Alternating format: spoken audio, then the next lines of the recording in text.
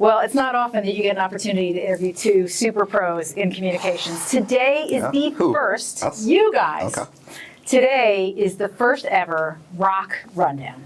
And it's going to be a ROKK opportunity to talk about what's coming up next week.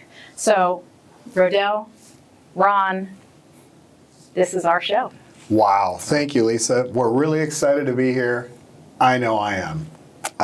Just words. I don't even have the words for it, but this is going to be great. It's going to be great. Let's do it. All right, so next week is a big week, right? Next week is another federal shutdown, potentially. Funding fight, a lot of things are happening. As you start to look ahead to next week, what kinds of things are you going to be watching? Is there a particular event, opportunity, something that you're looking forward to next week that's really going to give you a symbol and a sense of how things are going to go? Sure, I can take it. I'm looking for a first mover advantage. The party that moves first, that is unified, that in messaging, that shows force and defines the environment. So you're talking about September 29th, September 30th, leading up to the shutdown. What are the activities that they're going to be doing? What is Trump going to be saying in the administration? What kind of memos are being put out to the agencies about laying off federal employees?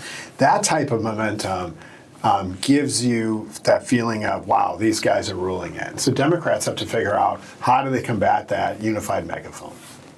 What do you think, Rodell? What are you watching for next week? I think Ron's spot on, and it's going to be hard. I think it's why at the beginning of this, Republicans are going to have some leverage because they do have the bully pulpit. To your point, we're not in a position to put out any memos. All these memos are going to be coming from the Trump administration. I think you already saw that with the Voight memo, which might not even be saber-rattling. That actually might be more of a blueprint of where the Trump administration wants to go with some of these permanent reductions in social spending. I think that for us, listen, on the first vote, I think that we will keep everybody, but then after that, you need to start thinking, of some of the people that we have in purple states. So, I think of people like Slotkin, I think of people like Fetterman, and how long we're going to be to keep everybody. So, for Democrats to be successful and at least winning this messaging debate, I think Ron's right.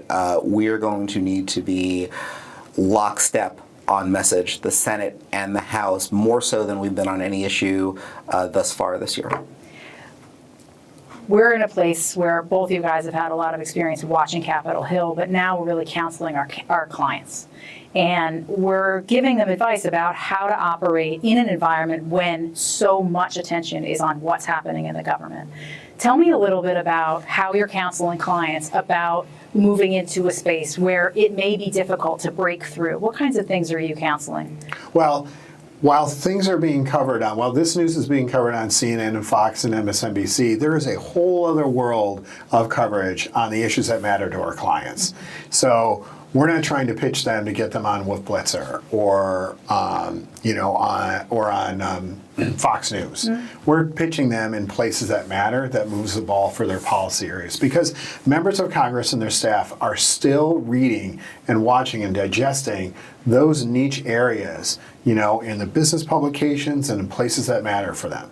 That's a great point, and there's so many resources and so many places to tell the story. What about you, Rodell? What kinds of counsel are you offering? I think just running off of what Ron just said there, listen, I don't think that maybe for the next couple of weeks, messaging in D.C. is the smartest thing. But if you're still trying to get to members of Congress and to members of Senate and what have you, I think messaging in their districts and in their states, I think is extremely important because not every single person is going to be following this shutdown debate. And actually, to be quite honest with you, I think that there's a large majority of voters throughout the country that are going to be surprised on October 1st when they find out that the government is shut down.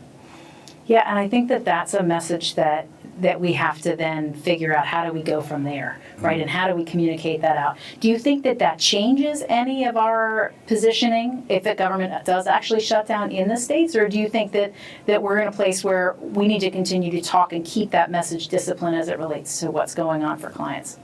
I think that voters, consumers, constituents, whatever you want to call them, have shown over these last 9 months that they are able to walk and chew gum at the same time. So I think for the first couple of days, it'll be all shut down all the time. But then after that, I think that our clients will be able to have conversations outside of shutdown. So, I think we're going to monitor it. You need to make sure that your clients aren't stepping in it or saying things that are either going to, one, be misinterpreted in this time, or two, just fall on deaf ears. But I think after the first couple of days, especially when it becomes obvious that this isn't ending anytime soon and that this might be the new normal for, who knows, 2 weeks, 3 weeks, 4 weeks, and the last one was 40 days or so, I think that our clients will have an opportunity again to be able to start messaging. What do you think, next week is shutdown still definitely the biggest issue? Could you identify one or two sleeper issues that you think we should keep an eye on? Gosh, that's a great question. I think, you look at other issues that are going on the Hill, like the Epstein discharge petition that's on the verge of getting enough votes they need to have the federal government release that information. That's a big one. But the other two is redistricting too, and Democrats have a real conversation going on that side as well. Any other issues that are sort of sleepers for you that people should keep an eye on? The former FBI director maybe being walked out of his house in handcuffs. Good point. That would be that. And bringing this back to giving some unsolicited advice to Democrats, for this to work for them to win the messaging on this funding fight, they need to shut out everything else. And you've got the Trump administration kind of running this run and shoot offense here, and we're kind of like, we're here, we're there, we're responding to this. You got to keep the main thing, and this needs to be the main thing for Democrats if they have any chance whatsoever of winning this fight, especially with the Republicans having the White House, having the bully pulpit. So I think that's good advice, and it's good advice for communicators, not just in your space, but really the communicators and the clients that we work with. This is a 5 to 7 minute conversation. I think that you've ended on a really good point. Message discipline, regardless of what the atmospherics are, is the kind of thing that we're counseling not just to our clients, but really to Republicans and Democrats. Stick to what you know and stay the course.